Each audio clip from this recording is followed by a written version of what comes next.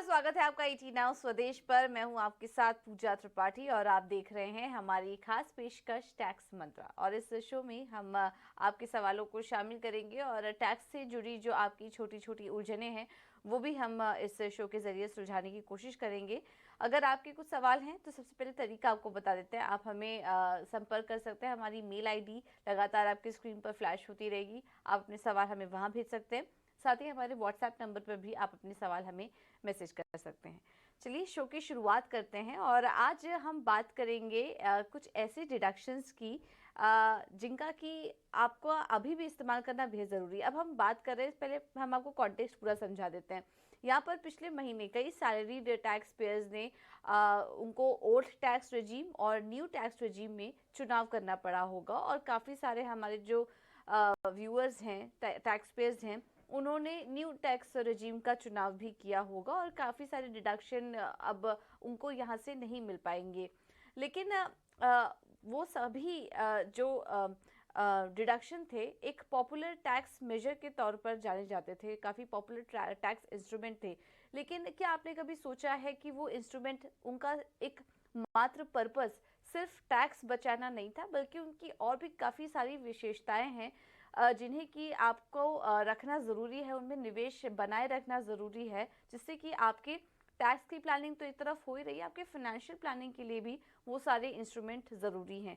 तो ऐसे में आज हम उन इंस्ट्रूमेंट्स की चर्चा करेंगे, उन निवेश एवेन्यूज़ को हम आज चर्चा करेंगे जिनमें कि अगर भले ही आपने न्यू टैक्स रेजिम चुन लिया हो तो अब उन इंस्ट्रूमेंट के साथ क्या करें, उसको लेकर कंफ्यूजन होगी आपके दिमाग में। तो कौन से प्लान आपको होल्ड करने चाहिए, कहाँ से आपको एग्जिट ले लेना चाहिए, इन तमाम कंफ्यूजन को आज हम इस शो के माध्यम से दूर करने की कोशिश करेंगे। और इसमें हमारी मदद करेंगे जाने माने टैक्स एक्सपर्ट और सीए सुधीर कौशिक, जो कि को फाउंडर और सीईओ हैं taxspanner.com के।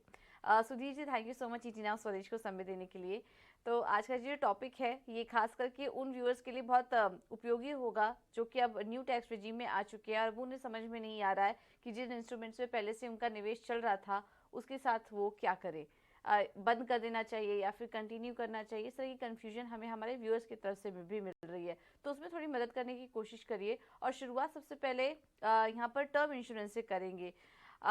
उसके इस इंस्ट्रूमेंट को लेकर क्या करना चाहिए, पहले तो इसकी विशेषताएं बताइए कि क्यों उपयोगी है और क्यों इसे कंटिन्यू करते रहना चाहिए। थैंक यू पूजा। जो टैक्स पेयर्स ने अपने एम्प्लॉयर को अभी डिसाइड कर लिया है या चुनाव कर लिया है कि मुझे न्यू टैक्स रेजिम में जाना है या ओल्ड टैक्स रेजिम में, अगर आपने नहीं चुनाव किया है तो आप by default new tax regime में, अगर अभी भी किसी को डाउट है तो एक तो ये बात ध्यान कर लें कि इस साल आप बाय डिफॉल्ट तो न्यू टैक्स रेजिम में आ गए हैं, आपने अगर नहीं किया है ओल्ड टैक्स रेजिम। दूसरी बात इसमें एक ध्यान रखने वाली ये है कि ओल्ड टैक्स रिजीम में आप रिटर्न फाइल करते हुए समय जा सकते हो। तो ये भी ध्यान रखना है कि अगर मेरे को डिडक्शंस की, जब हम बात करेंगे आगे कितनी उपयोगी हैं आपकी लाइफ के लिए, तो भी करना है। हो सकता है आपको डिडक्शंस ओल्ड टैक्स रिजीम में जाकर के ले लो अपनी, जब फाइनल रिटर्न फाइल करो। वो ऑप्शन अभी भी सैलरीड के पास है। आप एम्प्लॉयर के पास चेंज नहीं कर सकते हो, एम्प्लॉयर अब चेंज नहीं करेगा, लेकिन अपनी रिटर्न जब आप फाइल करोगे तो सरकार ने, गवर्नमेंट ने आपको, ये सीतारमन जी ने आपको ऑप्शन दी हुई है। इसलिए मैं याद दिलाना चाह रहा हूं, और जो इस साल की रिटर्न फाइल कर रहे हैं खास तौर पे इवेल्युएट कर लें, क्या अभी आपको न्यू टैक्स रिजिम में रिटर्न फाइल करनी चाहिए या ओल्ड में। अगर आप किसी सीए या किसी टैक्स एक्सपर्ट की मदद ले रहे हैं तो उससे सवाल पूछ लें कि भैया कहाँ पर टैक्स मेरा कम आ रहा है। इसमें कोई बुराई नहीं है, दोनों में से जो भी ठीक लगता है, हमारा पैसा बचता है। लव योर मनी, मैं बार बार कहता हूँ, अपने पैसे को प्यार करो तभी बचेगा।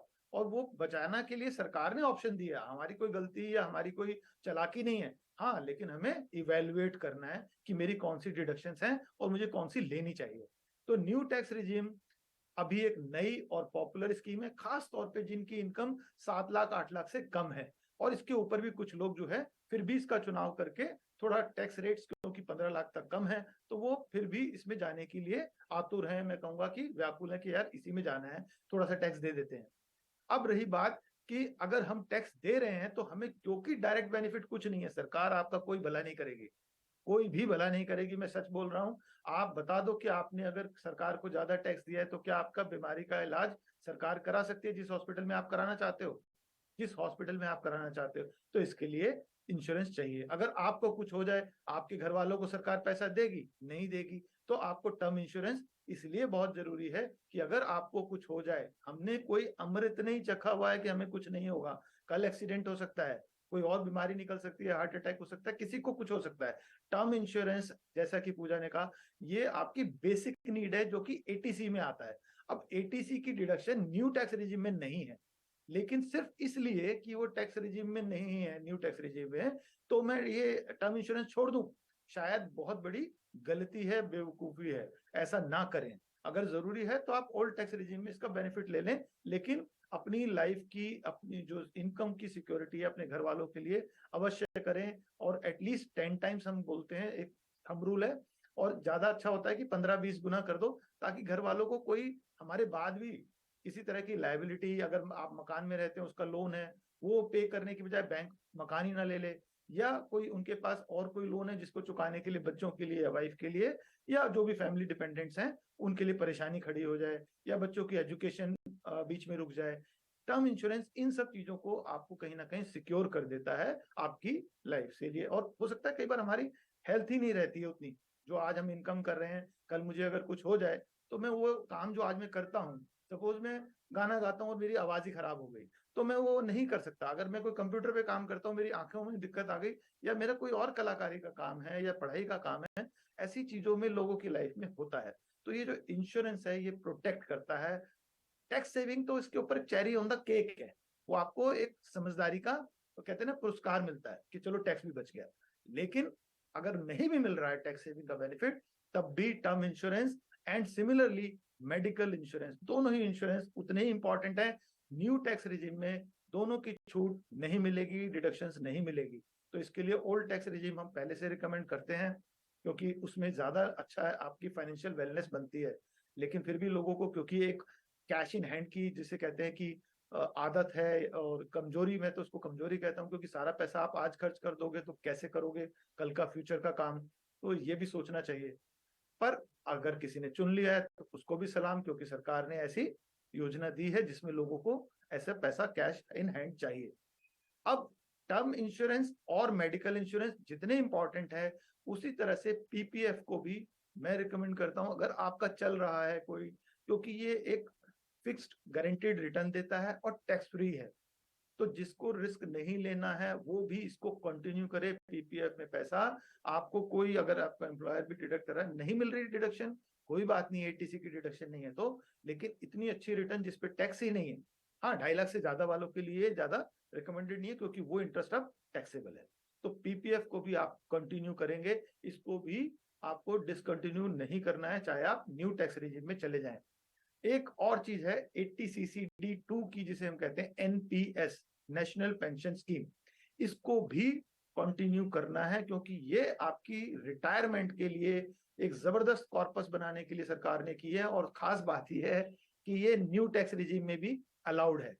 तो क्योंकि ये अलाउड है ओल्ड टैक्स रिजीम में भी और न्यू टैक्स रिजीम में, ये एक ऐसी डिडक्शन है जिसे एनपीएस हम कहें, एम्प्लॉयर एनपीएस, तो इसको कंटिन्यू तो करना हर हाल में आपके लिए फायदेमंद है।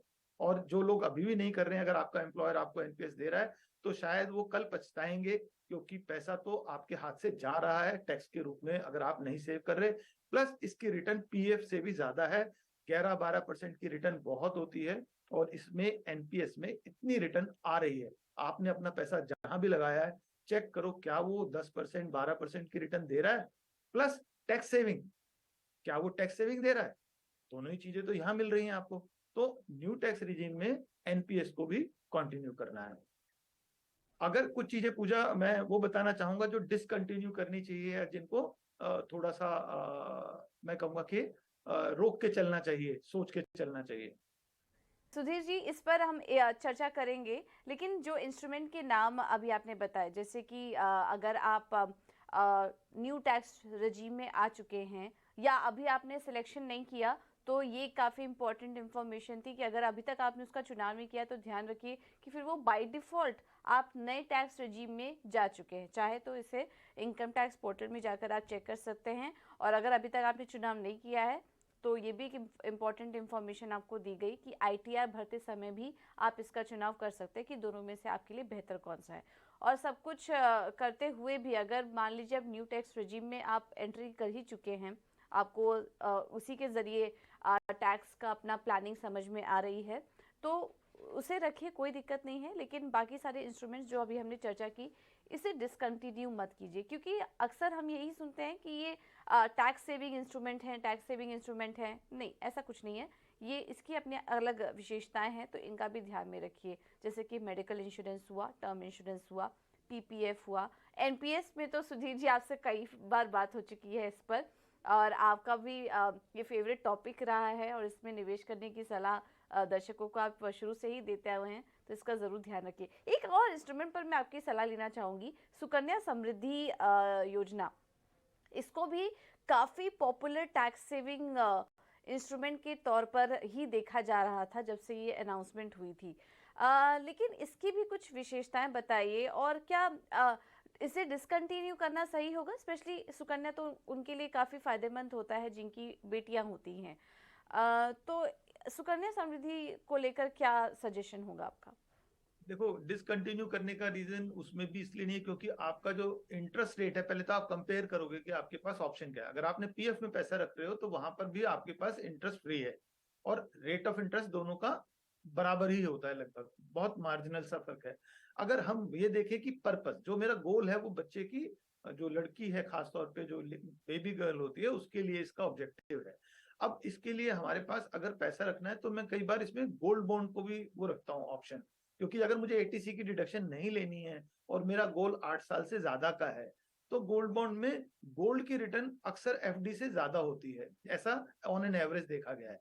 प्लस 2.5% सरकार over and above gold rate के दे रही है, तो गोल्ड बॉन्ड को मैं ज्यादा रिकमेंड करता हूं, क्योंकि वो भी उतना ही सुरक्षित है और बिल्कुल कोई टैक्स वैक्स कहीं पर लगता नहीं है अगर आप मेच्योरिटी पर उसको एनकैश कराते हो। तो अगर मेरे बच्चे की कोई भी जो गोल है, उसका एजुकेशन का या मैरिज का, हायर एजुकेशन का, तो I would recommend to buy gold bonds as possible. मतलब जब भी ये क्वार्टरली निकलते रहते हैं, थोड़े थोड़े करके आप एक्यूमुलेट करते रहिए।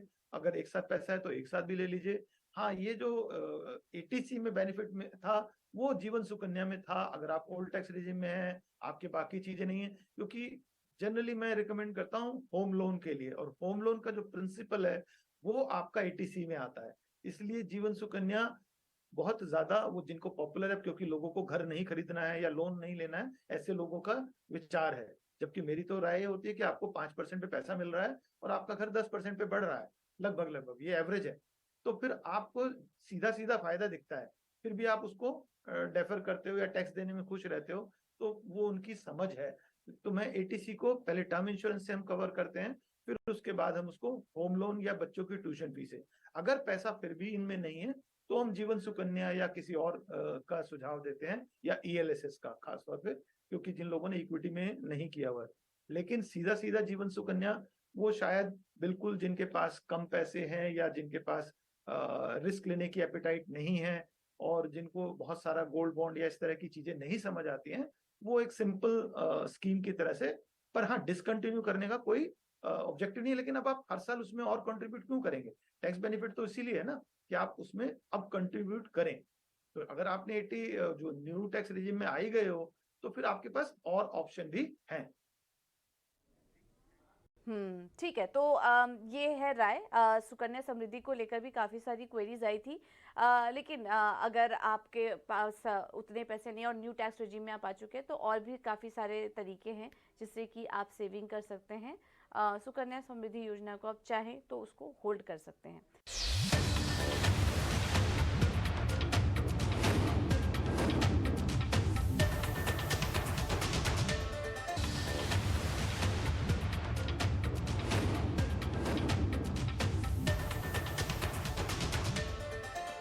सुधीर जी, आप बता रहे थे कि कुछ और भी ऐसे इंस्ट्रूमेंट है, ये तो हमने बात की कि क्या कंटिन्यू करना चाहिए। कुछ और भी इंस्ट्रूमेंट के बारे में आप बता रहे थे कि जिसे डिसकंटिन्यू कर देना चाहिए, जिनसे एग्जिट हो जाना चाहिए। वो सारे इंस्ट्रूमेंट कौन कौन से हैं? मेरे पास अगर कोई पुरानी पॉलिसीज हैं, जैसे जिसे हम ट्रेडिशनल प्लान कहते हैं, जहां पर मेरा प्रीमियम ज्यादा जा रहा है और बीमा कम मिला हुआ है, क्योंकि हम्म। जो इंश्योरेंस कंपनीज की जो हम्म। रिटर्न है वो 5-7% के बीच में होती है, बहुत अच्छी 7 होगी और 5 है। तो जब मेरा एटीसी बेनिफिट भी चला गया, क्योंकि वो इंश्योरेंस का तो मुझे एटीसी में मिलता है और मेरा रिस्क कवर भी कम है, हम रिकमेंड कर रहे हैं टर्म कवर ले लो। तो उन पॉलिसीज को सरेंडर करना ज्यादा बेहतर है, या उनको पेड पॉलिसीज में कन्वर्ट हो जाते हैं कि वो पॉलिसी तो रहेगी पर अब आपको प्रीमियम नहीं देना है आगे, उनको बोलते हैं पेड पॉलिसी में कन्वर्ट करना। आप अपने इंश्योरेंस एजेंट से बात कर सकते हैं कि यार मैं आगे प्रीमियम नहीं देना चाहता, जो है ये अगले 5 साल 10 साल का जो भी टर्म है इसको उतने में ही कवर कर दो। तो उससे क्या होगा, आपका बीमा भी बचा रहेगा और आपका जेब से पैसा उसमें नहीं जाएगा, जो कि एटीसी में, क्योंकि बेनिफिट नहीं है न्यू टैक्स रिजीम में। दूसरा उसका जो रीजन है, क्योंकि उसकी रिटर्न कम है, और हम हमेशा कह रहे हैं कि आपके पास ऑप्शन, ये देखो कई बार लोगों का एटीसी ओवरफ्लो हो रहा था। ओवरफ्लो मतलब पीएफ में लोगों का इतना पैसा डिडक्ट हो जाता है जो 15-20 लाख की सैलरी पे आ जाते हैं कि फिर उनके पास स्कोप ही नहीं है, बच्चों की ट्यूशन फीस नहीं है। तो जब मेरा 1.5 लाख टोटली कॉन्ट्रीब्यूशन एटीसी का था, तो ऐसे लोगों को भी, चाहे वो न्यू टैक्स रिजीम में हो या ओल्ड टैक्स रिजीम में, उनको भी हम डिसकंटिन्यू करने के लिए बोलते हैं and take the term cover. Term cover सस्ता है, वो एटीसी में कम जगह घेरता है, आपकी 10,000 20,000 रुपए में काफी कुछ आपका रिस्क कवर हो जाता है। और इंश्योरेंस का मतलब भी प्रोटेक्शन है, उसका जो प्राइम ऑब्जेक्टिव है वो प्रोटेक्शन है। इन्वेस्टमेंट सेकंड है, खराब नहीं है। अगर मैं बच्चों की पढ़ाई के लिए पैसा सेव कर रहा हूँ तो मैं रिकमेंड करता हूँ कि आप ऐसी पॉलिसी लो जिसमें कि आपका पैसा भी बढ़े, ताकि बीच में अगर उस गोल तक आप ना गए तो वो पैसा आपका बच्चे को एजुकेशन पे पक्का पक्का मिल जाएगा। और अगर आप गए भी तो वो पैसा, क्योंकि यूलिप वगैरह में उसमें जो रिटर्न्स मिलती हैं वो बेहतर होती हैं, पर वो 10 साल 15 साल जिसका पास टाइम है उनके लिए अच्छा है। जो 2-3 साल 5 साल के लिए सोच रहे हैं, यूलिप उनके लिए रिकमेंडेड नहीं होता है। अब एनएससी और फिक्स डिपॉजिट, ये भी दो ऐसी ऑप्शन है जो एटीसी में लोगों का एक, कहते हैं ना, ज्यादा पसंदीदा इन्वेस्टमेंट था। एनएससी तो खैर पहले हुआ करता था, इनको भी डिसकंटिन्यू कर देना चाहिए, क्योंकि 5 साल के लिए फिक्स डिपॉजिट करना, उससे अच्छा 1-2 साल के लिए करो, और वो भी जब जरूरत है तो ब्रेक कर सको। आजकल उसको हम कहते हैं, जो हमारे अकाउंट में स्वीप इन फैसिलिटी, जिसमें 7% या 7.25% आपको ब्याज मिल रहा है और आप उसको सेविंग अकाउंट की तरह से यूज कर रहे हो, तो वो कर देना चाहिए इंस्टेड ऑफ फिक्स डिपॉजिट, क्योंकि आपको एटीसी का बेनिफिट नहीं मिल रहा है। ये उन फिक्स डिपॉजिट या उन एनएससी के लिए बात कर रहा हूं मैं। हाँ, जिसके पास अभी पैसा है और पीएफ में जगह खाली है तो पहले वहां पर रखे। 2.5 लाख पर एनम में आपको tax free interest guaranteed return मिल रही है। लोग नहीं करते हैं। फैमिली में अगर 5 लोग 18 साल से बड़े हैं तो 5 अकाउंट आप खोल सकते हो। ये नहीं कि मैं अपना अकाउंट, कोई और भी आपकी फैमिली में है उसका अकाउंट भी आप, मेजर होना चाहिए, उसका अकाउंट भी आप खोल सकते हो। तो इस तरह से आपका जो कंट्रीब्यूशन है वो पीएफ में अभी कम ना करें, 2.5 लाख तक जितना कर सकते हैं करें, लेकिन इनसे जहां टैक्सेबल है उनसे हटा लें पैसा, वहां रिटर्न भी कम है। इसी तरह से हमारे पास ये जो ट्रेडिशनल प्लान के बाद अगर हमारी कोई एडिशनल पॉलिसी या एडिशनल कोई इन्वेस्टमेंट चल रही थी, जो कि सपोज करो मेरा होम लोन था और वो होम लोन मेरा सेल्फ ऑक्यूपाइड घर पे चल रहा है, अब सेल्फ ऑक्यूपाइड पे न्यू टैक्स रिजीम में आपको छूट नहीं है, तो उसके लिए क्या करना चाहिए, आपको वो लोन पे करके अपना इंटरेस्ट सेव कर लो, क्योंकि अब आपका टैक्स बेनिफिट चला गया है। तो अगर मेरे पास कोई एफडीज है उससे मैं अपना लोन पे करके दोनों तरफ से सेविंग कर सकता हूँ। तो मेरी न्यू टैक्स रिजीम में ये भी एक सलाह है जिन लोगों का सेल्फ ऑक्यूपाइड। हाँ, अगर आपका रेंटेड प्रॉपर्टी है, आपका जो घर है वो रेंट पे है, तो आप वो लोन कंटिन्यू करो, न्यू टैक्स रिजीम में उसकी छूट मिलेगी, दोनों में मिलती है अगर आपकी प्रॉपर्टी रेंटेड है। और मैं सैलरीड लोगों को फिर से एक बार याद दिला दूं, मैंने पिछले कई शोज में बताया, आपके लिए घर किराए का ही फायदेमंद है, क्योंकि आप एचआरए का बेनिफिट ओल्ड टैक्स रिजीम में, न्यू में नहीं मिलेगा, ओल्ड टैक्स रिजीम में वो भी मिलता है। और आपको जो रेंटेड प्रॉपर्टी होती है उसका पूरा का पूरा इंटरेस्ट अलाउड होता है अगेंस्ट रेंटल इनकम, या फिर आप बाकी कैरी फॉरवर्ड करते हो, तो इसमें ये ज्यादा फायदा होता है। लेकिन लोग उसको कम यूज करते हैं कि मैं किराए के घर पे रहूं और खुद अपना घर किसी को किराए पे दे दूं, पर ऐसा करने से financially, in terms of financial, आपका जो मुनाफा है वो ज्यादा है, आपकी जो वेल्थ क्रिएशन है रिटायरमेंट पे वो ज्यादा होती है। और हमें पैसे के लिए काम कर रहे हैं तो इसमें ज्यादा इमोशनल होने की जरूरत नहीं है, पर लोग होते हैं। ठीक है, तो अपना इमोशन कंट्रोल करके कभी कैलकुलेट करके देखोगे तो लाखों का नहीं शायद करोड़ का फायदा होता है, क्योंकि 30 साल हम ऐसी गलती करते हैं, 30 साल में हम इतना पैसा लूज कर देते हैं जिसका अंदाजा भी नहीं है टैक्स में, सिर्फ इस गलती से कि हम अपने घर में रहते हैं और वो घर भी एक्चुअली तो बैंक का होता है बहुत सारे टाइम तक, उस घर में भी बैंक का लोन होता है, वो सिर्फ आपके नाम है। इसी तरह से अगर आपका घर पे कोई और रह रहा है तो उसपे 30% तो रिबेट ही मिलती है। तो न्यू टैक्स रिजीम में एनपीएस और किराए का घर ये दोनों छूट देने का पर्पस भी सरकार का आप समझो। अगर सरकार जिन चीजों को आपको देना चाहती है वो आपकी रिटायरमेंट को मजबूत कर रही है, क्योंकि वेल्थ जो क्रिएट हो रही है प्रॉपर्टी से। आपके पास 50 लाख का घर कोई आदमी अगर 15 लाख की सैलरी वाला है, या मियाँ बीवी मिलकर के 2 लोग हैं, तो खरीद सकते हैं आराम से। और वो बहुत ही उनके हाथ से पैसा जो जाएगा कम है, क्योंकि टैक्स सेविंग प्लस जो उसका रेंटल है वो उसकी ईएमआई को आधे से भी कम कर देता है। यानी कि आपके पास अगर मान लो 35 लाख का लोन और 35,000 की ईएमआई आई भी, तो उसमें से आप मुश्किल से 15,000 अपनी जेब से दे रहे हो, बाकी आपका रेंट से आएगा प्लस आपके टैक्स सेविंग से आएगा। तो ऐसे में इस डिसीजन को लोग नहीं लेते, और वो फिर रिटायरमेंट पे या बीच बीच में अपने जरूरत के लिए इधर उधर पैसे की तरफ देखते हैं कि हमारी लाइफ में तो हमने कुछ किया नहीं। जो सही बात है वो एक्सपर्ट्स की वो सुनते नहीं, वो अपने इमोशंस को कहीं ना कहीं दबा के रखते हैं कि यार मैं तो यही करूंगा, मुझे तो ऐसे ही रहना है, मुझे लोन नहीं लेना है। जबकि आपको सरकार फायदा दे रही है एक एसेट क्रिएट करने के लिए, लॉन्ग टर्म के लिए। सिमिलरली एनपीएस जो लोग कर रहे हैं वो थोड़े लोग हैं, और थोड़े लोगों को ही फायदा मिल रहा है। 80% से ज्यादा लोग ये नहीं करते हैं, यानी कि लेस देन 20% लोग एनपीएस में या होम लोन में जाते हैं। ये हमारे पास आईटीआर का डाटा है। तो ये लोग नुकसान में रहते हैं। अगर एक्सपर्ट्स की बात करोगे तो हम रिकमेंड कर करके थक जाते हैं कई बार कि इनको लो, पर नहीं लेते हैं लोग। तो ये होम लोन की भी डिडक्शन जिसका किराए का घर है, ये न्यू टैक्स रिजीम में अलाउड है। ये मैंने स्पेसिफाई कर दिया है। और अगर किसी को सेल्फ ऑक्यूपाइड पे लेना है तो उसको ओल्ड टैक्स रिजीम अपनी रिटर्न फाइल करते समय चुन सकता है, अगर अभी वो नहीं की है उसने। बिल्कुल। तो इन बातों का ध्यान जी रखिए, और काफ़ी इंटरेस्टिंग चीज़ है कि न्यू टैक्स रेजिम में अगर अभी भी सरकार ये सब फ़ायदा दे रही है, तो इसके पीछे मकसद ही यही है कि आपके रिटायरमेंट प्लानिंग जो मेन है उसकी सेविंग हो सके, और आप प्लान्ड तरीके से जो अपनी चीज़ें हैं, जो आपके एक्सपेंसेस हैं, आपके लोन हैं, आपके खर्चे हैं, उनको आप प्लान तरीके से उन्हें मैनेज कर सकें, और रिटायरमेंट तक ये सारी दिक्कतें ख़त्म हो जाए लोन वगैरह की। इस वजह से ये दो चीज़ें अभी भी सरकार आपको प्रोवाइड कर रही है। तो एक आखिरी सवाल होगा Sudhir ji, new tax regime की जो आपने बात की है, इसमें आप बोल रहे हैं कि कुछ डिडक्शंस अभी भी अवेलेबल है। एक तो आपने एनपीएस के बारे में बताया, और फिर होम लोन, ये रेंट के बारे में बताया। इसके बारे में थोड़ा और डिटेल में बताइए कि कितने तक का डिडक्शन एनपीएस के सामने ले सकते हैं, और कितना डिडक्शन एचआरए या रेंट के सामने ले सकते हैं। इसके बारे में भी थोड़ा डिटेल में बताइए। टैक्स रिजीम में एचआरए का मैंने नहीं बोला, वो ओल्ड टैक्स रिजीम में है।